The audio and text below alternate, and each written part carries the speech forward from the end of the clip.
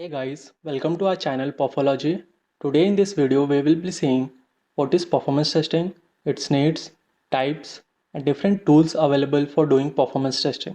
So let's get started.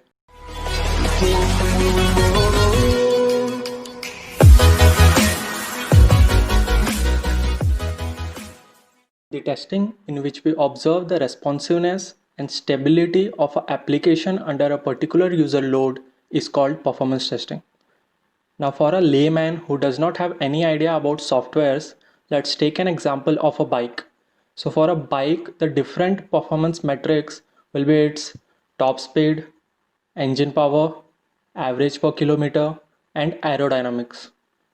On the basis of this, we can say whether the performance of the bike is good or bad.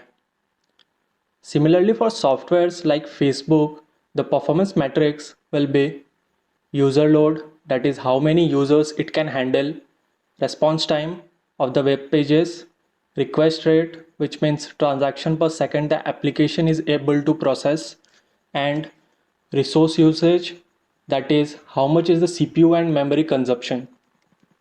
While doing performance testing on the basis of the values of this matrix, it can be concluded whether the performance of the application is good or bad. Moving on to our next slide, which says why is PT needed?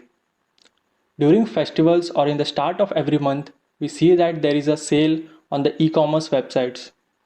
During this period, a lot of traffic is observed on these websites as compared to other days.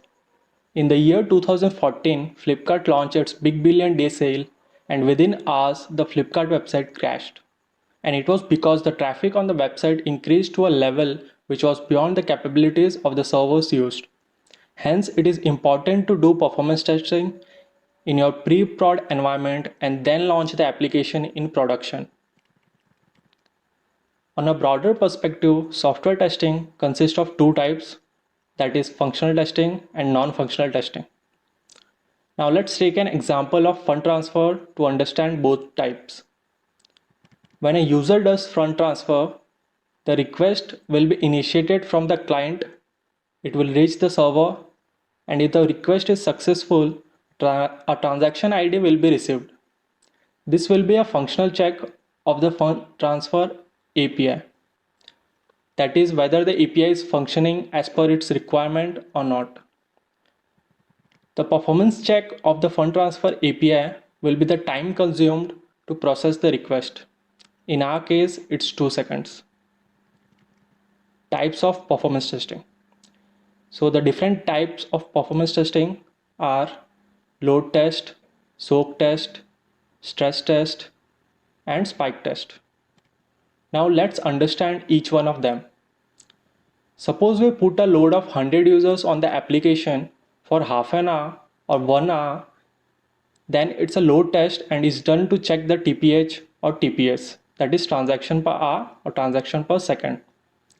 If I continue the same load test for an even longer duration, say 5 to 6 hours, it becomes a soak test or endurance test and is done to check memory leaks in the application.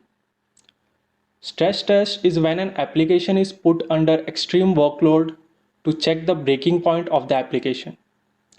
Whereas spike test is done to check behavior of application in case of sudden increase in the user load. Moving on to next, performance testing tools.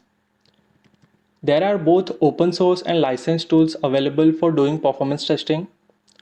Few of the open source tools are JMeter and Gatling.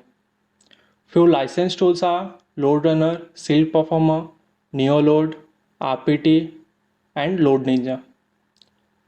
Out of which LoadRunner and Shield Performer are a product of Micro Focus, and RPT is a tool owned by IBM. So this was a brief about performance testing. For more videos on performance testing, please like, share, and subscribe our channel Performology. Thank you.